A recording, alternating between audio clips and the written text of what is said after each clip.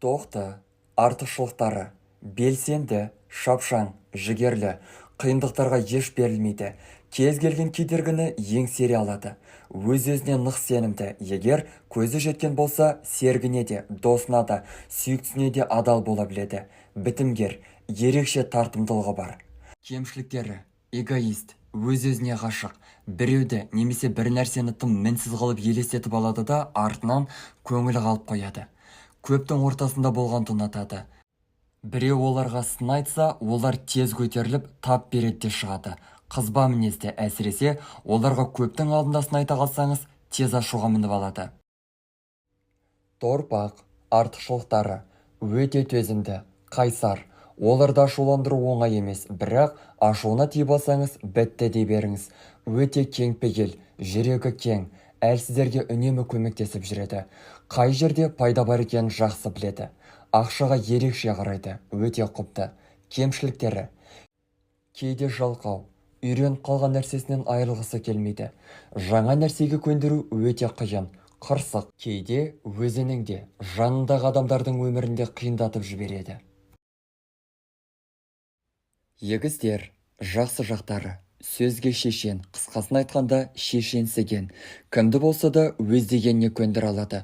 Сөйлеу өнеріне келгенде оларға тең келер ешкім жоқ.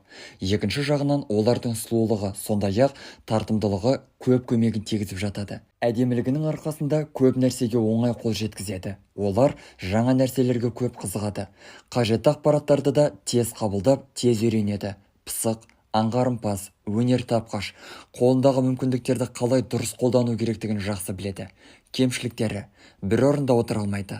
Мұның барлығы олардың кәсіби саласында дамуына тұсау болады. Адамдармен көп сөз таластырады. Сөз таластырғаннан құдды бір рахат алатындай. Үндемей қоя салу дегенді білмейді. Сондай-ақ көптеген негіздер өз қалауларына жоқ дегенді айтпайды. Осының кесірінен үнемі шытырман оқиғалардың ортасында жүреді.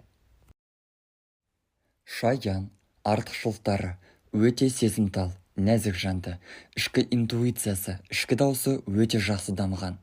Олар болайын деп тұрған жамандықты, мәселелерді алдын ала сезіп отырады. Осы сезгіштігінің арқасында көптеген мәселелердің алдын алып, дұрыс шешімдер қабылдап отырады.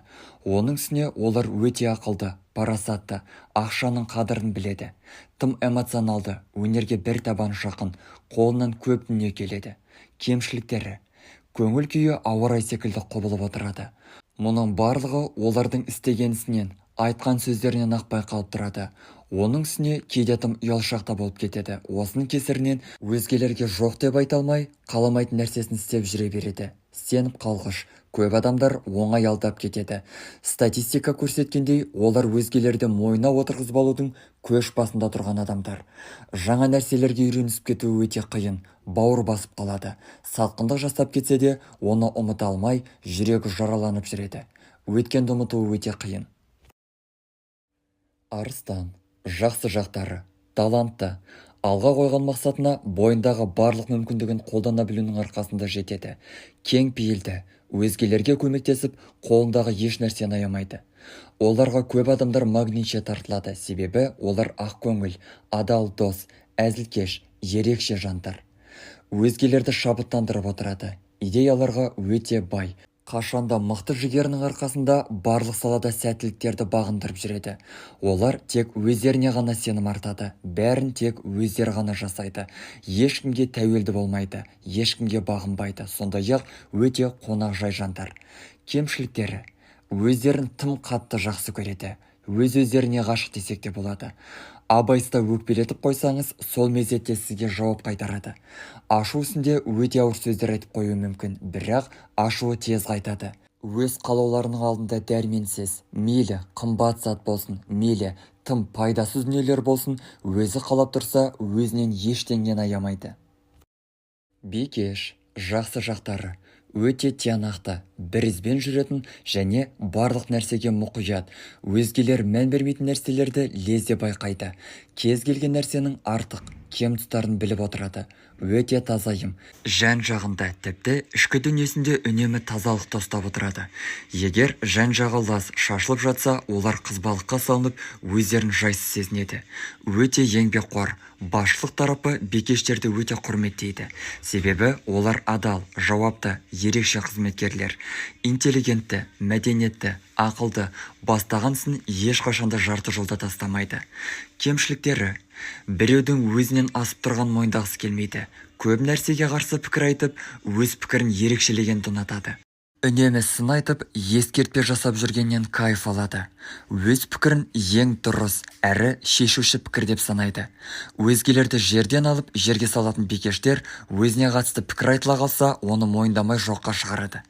Өздеріне жағымсыз сын айтылса, олар сол мезетте шабуылға шығып, тойтарыс берудің қамына кірісіп кетеді. Алайда сөз таластары мен ұрыстардан кейін олар энергетика жағынан тым әлсіреп қалады. Сондықтан ұрыс пен сөз таластарға аса жақын болмауға тырысады. Олар кітапта жазылған нәрселердің барлығын дұрыс, ақиқатқа балап, сол қағидаларға шегесі байланып қалады.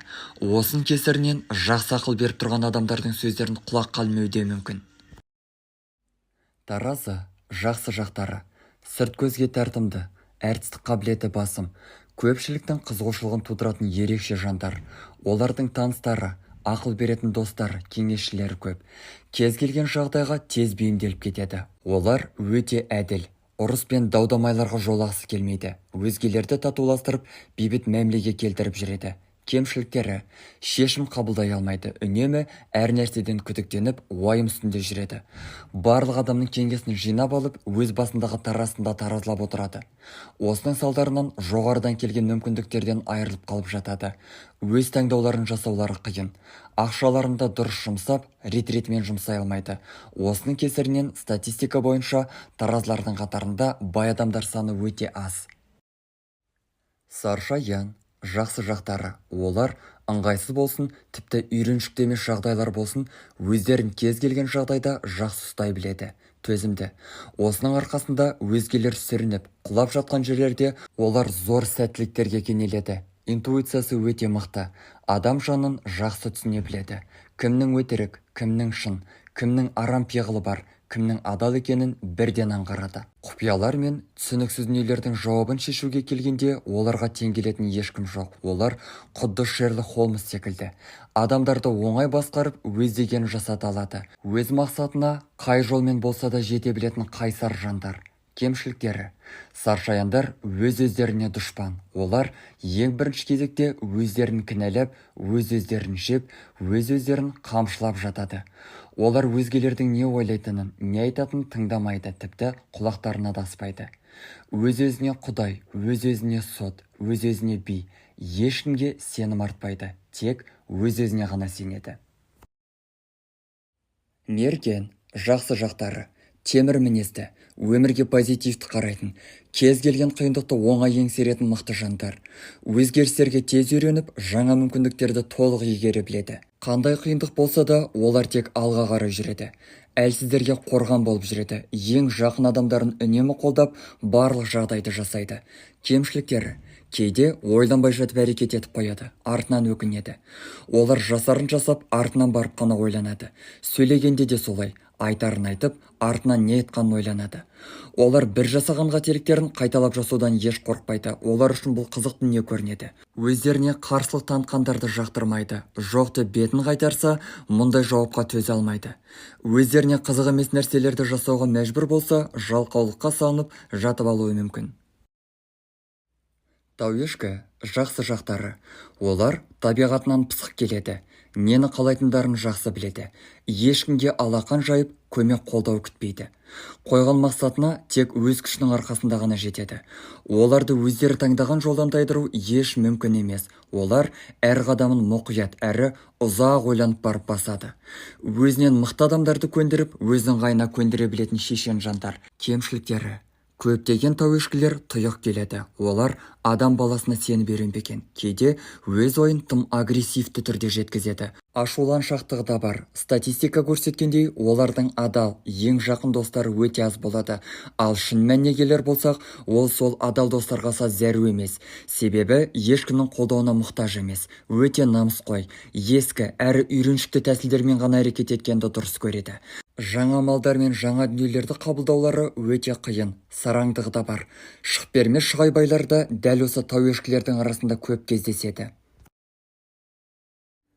Су қойғыш жақсы жақтары: жаңа дүниелерге ашық, тез үйреніп, тез қабылдайды. Тәжірибе жасаудан еш қорықпайды. Басқалар жаңа нәрселерді енді естіп жатқанда, су қойғыштар сол жаңа нәрселерді тәжірибеден өткізіп, турасын айтқанда модадан шығарып жібереді. Өзгерістерден мүлдем қорықпайды. Көшіп кету, жұмыс ауыстыру, жаңа нәрсені қолға алу деген дүниелер олар үшін тікке тұрмайды, себебі батыл жандар. Бірақ мұндай әрекеттерге бару үшін олар сол шешімнің нақты әрі сәтті екеніне әбден көз жеткізіп алады. Үнемі өздерін дамытып, бойларындағы жаңашылмаған таланттарды, қабілеттерді ашып дамытып жүреді. Кемшіліктері өте максималистер. Барлық нәрсені 100% жоғары деңгейде орындаймын деп шырылдап жүреді. Олар өзгелердің әлсіз жақтарын қабылдағысы, мойындағысы келмейді. Бәрі өздері сияқты мықты және икемді болулары тиіс деп есептейді. Кейде қалаған нәрсесі орындалмай жатса, өзімен өзі тұйықталып, біраз уақытқа мүлдем жалғыз қалулары мүмкін. Осының салдарынан көптеген таныстарынан қол үзіп жатады. Сондықтан да оларға үнемі әрекет жасап, үнемі жаңа идеяларды жүзеге асыруды қолға алу керек. Балықтар жақсы жақтары: олар жиі жабырқаулы күйде болғанымен, жұмысқа келгенде ұпайлары түгел. Олардың мен жасауым керек деген ұраны кез келген жағдайдан шығарып, кез келген қиындықты жеңуге көмектеседі. Дұрыс бағдар қоя білуінің арқасында олар жұмыста да, жеке өмірінде де көптеген жақсы нәтижелерді бағындырады. Есте сақтау қабілеттері өте мықты. Ішкі дауыстары да үнемі көп көмегін тигізеді. Кез келген жағдайдың ақ қарасын дер кезінде саралай біліп, дұрыс шешімдер қабылдайды. Кемшіліктері: олар қырсық емес, өте қаңыр жандар. Егер бір қорытынды жасап, бір шешім жасап қойған болса, оларды ол ойынан айныту өте қиын. Тіпті ойын өзгертуге тырысып тұрған адам қанша жерден дұрыс екенін балықтар түсініп тұрса да, қыңыр балықтар дегеннен қайта қоймайды. Олар болмашы нәрсеге бола көп ойымдағанды жақсы көреді. Жоқ мәселені ойдан құрастырып алып, сонымен күресіп жүргендері. Өзгелерді аяп, мүсіркеп жүруге өте бейім. Кейде осынысы өздеріне таяқ болып тиіп жатады. Қысқасын айтқанда, өмірдің қатал, суық екенін ұмытпайды. Ұмытып кетсе, ойдан мәселелер тудырып, өз есіне қайта салып отырады.